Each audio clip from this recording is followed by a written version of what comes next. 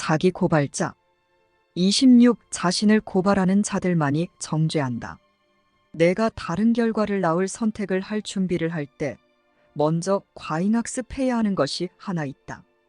그것은 일어나는 모든 유혹과 상황에 대한 첫 반응이 될 정도로 내가 행하는 모든 것을 잘 나타내주는 반응 습관이 되어야 한다. 이것을 아주 잘 배워라. 바로 여기에서 행복의 유예기간이 알아차릴 수 없을 정도로 단축되기 때문이다. 너는 결코 형제를 그의 죄 때문에 증오하는 것이 아니라 단지 너 자신의 죄 때문에 증오한다. 형제의 죄가 어떤 형식을 취하는 것 같든 그것은 단지 내가 그의 죄를 너의 죄라고 믿기에 정당한 공격을 받아 마땅하다고 믿고 있음을 감출 뿐이다. 27. 내가 내 안에서 죄를 용서받을 수 없다고 믿었기에 형제의 죄가 되어버리는 것이 아니겠는가? 내가 죄를 너의 실제라고 믿었기에 죄가 내 형제 안에서 실제가 되어버리는 것이 아니겠는가? 내가 너 자신을 증오하지 않는다면 도대체 왜 모든 곳에서 죄를 공격하겠는가? 너는 하나의 죄인가? 공격할 때마다 너는 이에 대해 예라고 대답하는 것이다.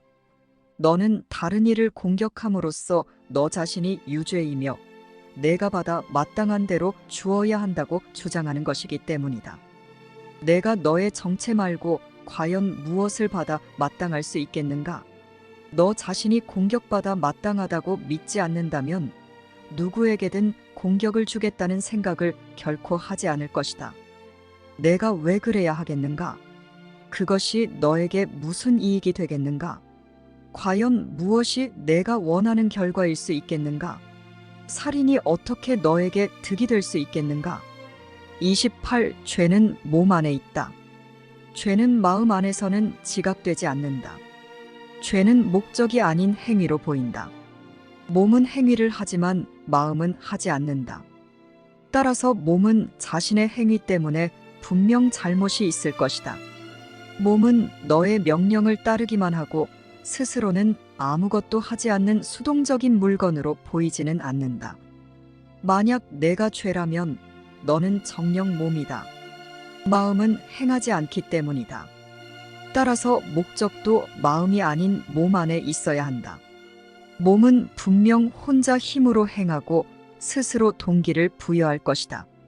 만약 내가 죄라면 너는 마음을 몸 안에 가두고 마음을 가둔 감옥인 몸에게 마음의 목적을 부여한다. 그리고 그 감옥이 마음 대신에 행한다. 간수는 명령을 따르지 않고 죄수에게 명령을 집행한다. 29. 하지만 마음이 아닌 몸이 죄수다.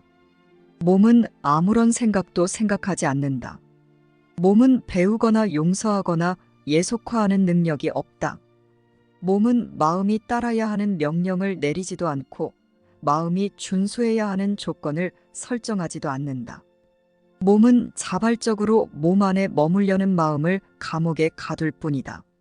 몸은 몸의 죄수가 되려는 마음의 분부대로 병이 든다. 그리고 몸은 점차 늙어 죽는다. 그 안에서 마음이 병들었기 때문이다. 배움은 변화를 야기하는 모든 것이다. 그러므로 어떤 배움도 일어날 수 없는 몸은 결코 변할 수 없다. 마음이 스스로 몸에 부여한 목적에 맞춰 몸의 겉모습이 변하기를 원하지 않는 한 말이다. 마음은 정녕 배울 수 있고 마음에서 모든 변화가 일어나기 때문이다. 30.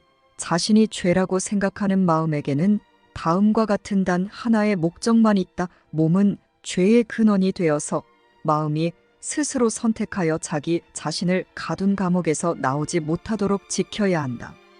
마음은 이제 증오와 악, 병과 공격, 고통과 노화, 슬픔과 고난이라는 개가 으르렁거리며 지키는 잠든 죄수다. 바로 이곳에서 희생의 생각이 보존된다. 바로 이곳에서 죄의식이 통치하면서 세상이 자신과 같아져야 한다고 명하기 때문이다. 그곳은 그 무엇도 자비를 찾을 수 없고 죽이고 죽는 방법 외에는 두려움의 참화를 벗어날 길이 없는 곳이다.